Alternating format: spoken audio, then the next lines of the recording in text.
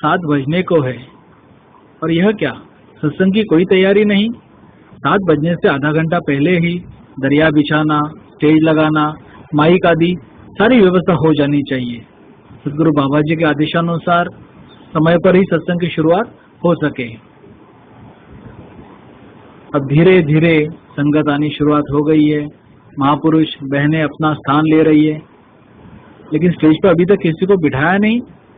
सत्संग के आरंभ होते ही स्टेज पर किसी को दुपट्टा पहनाकर बिठा दिया जाए, नहीं तो देखिए ये बहनें अब खाली स्टेज को ही नमस्कार किए जा रही है, जो कि हमारे मर्यादा के अनुकूल नहीं है। और यहाँ स्टेज को तो नमस्कार हो रही है, लेकिन साथ में सदगुरु बाबा जी के फोटो को भी नमस्कार हो रही है। स्टेज पर महात्मा विराजमान होने जा रहे हैं। सदगुरु बाबा जी के जयघोष के साथ महात्मा को स्टेज पर बिठाना चाहिए। सदगुरु बाबा हरदेव सिंह जी महाराज की जय।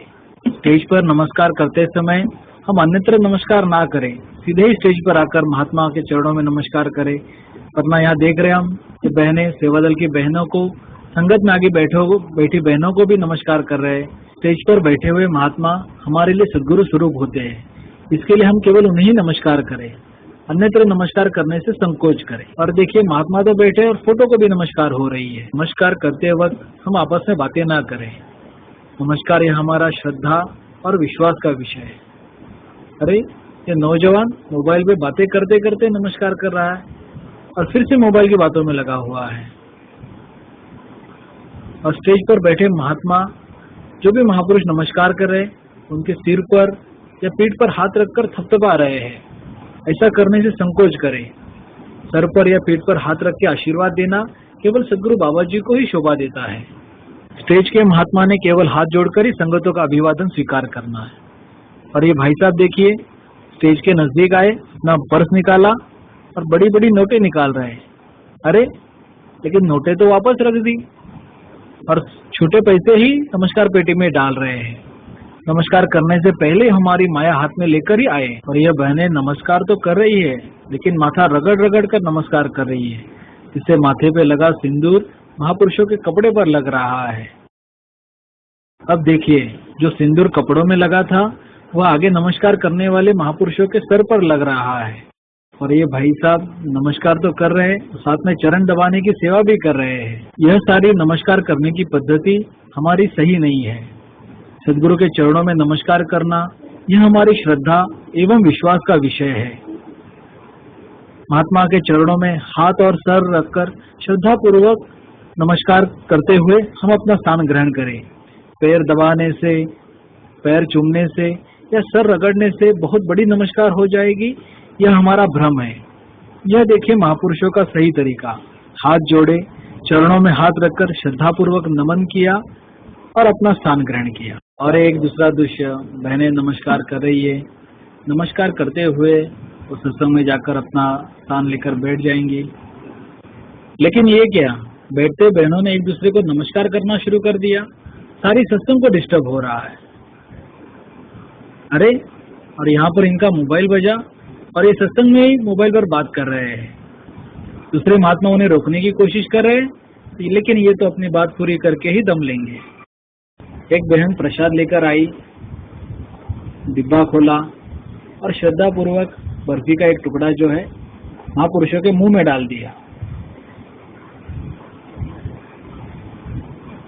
दूसरी भी बहन आई, उसने भी प्रसाद जो है पूरा मुंह में डालने की कोशिश की। कितना ये गलत दृश्य नजर आ रहा है। आप ही सोच सकते हैं, अगर हर कोई स्टेज पर बैठे महात्मा को ऐसे खिलाने की कोशिश करे तो उनकी अवस्था क्या हो सकती है। बल्कि हम जो भी प्रसाद लेकर आते हैं सेवादल के महापुरुषों के हाथ में दे, वहीं पर परवान हो जाएगा। और यहाँ पर एक छोटी सी बच्ची को लेकर बहन सामने बैठी हुई है। बच्ची बड़ी प्यारी है, लेकिन बच्ची को देखकर सारी सत्संग का ध्यान जो है उसकी ओर जा रहा है।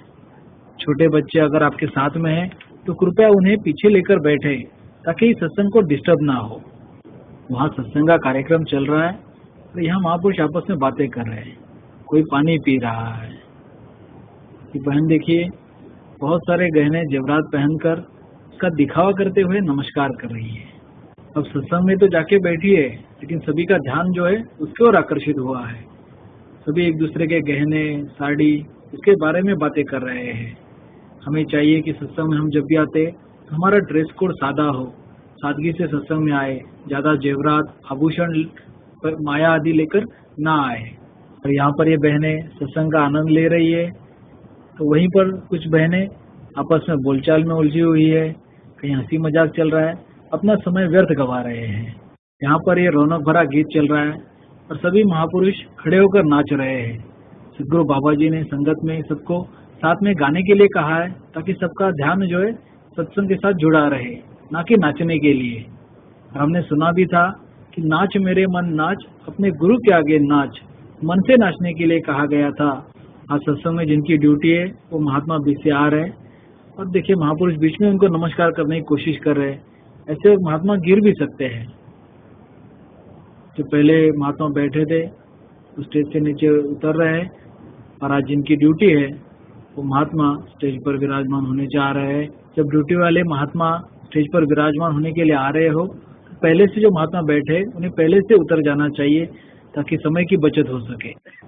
लेकिन ये क्या, गीत चालू होते हुए भी महात्मा को बीच में ही लाया गया। ऐसा ना करें। गीत या विचार संपन्न होने के बाद ही महात्माओं को स्टेज पर बिठाया जाए।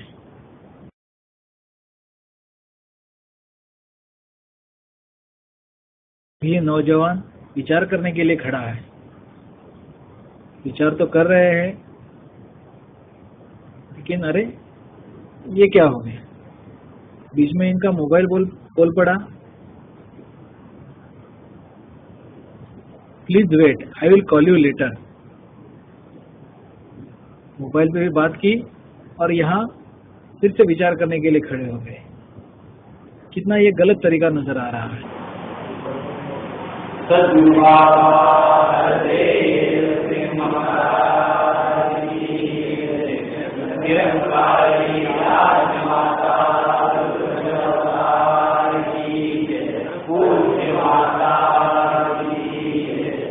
उसके साथ साथ होते कुछ एक्सरसाइजेस भी बता दी, उसको कहने लगे कि तुम करना कभी तुम। यहाँ पर इतनी सुंदर विचारें हो रही है और हम ये क्या दृश्य देख रहे हैं। मंच संचालक और उनके आसपास के साथी सभी बातचीत करने में उलझे हुए हैं। ये दृश्य बिल्कुल शोभा नहीं दे रहा है। और मंच के ऊपर गीतकार, बजाने वाले जितने आवश्यक है उतने ही महात्मा रहे, बाकी अन्य महात्मा सत्संग में जाकर सत्संग का आनंद ले। चलती हुई संगतों में और भी एक बात देखने में आती है। कईयों को हम देखते हैं कि दौरे पड़ जाते हैं, जैसे इस बहन के बारे में हो रहा है। किसी को हम कहते हवा आ गई है या कुछ देवी प्रकोप हो गया है। इससे कई बार खलबली मच जाती है, सत्संग में डिस्टर्ब हो जाता है। सेवा दल की बहनें उसे कंट्रोल करने की कोशिश कर रही है और उसे लेकर वो सीधा ही स्टेज के पास चली आ रही है।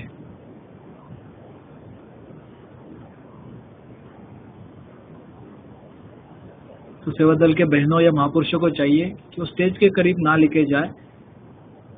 ऐसे वक्त ऐसे महात्माओं को सत्संग से बाहर लेके जाकर उनके ऊपर चरणामृत डाले और सुमिरन कराए और वहीं पे उन्हें शांत कराए, ताकि सत्संग का माहौल जो है वो खराब ना हो और सत्संग की पवित्रता एवं मर्यादा बनी रहे।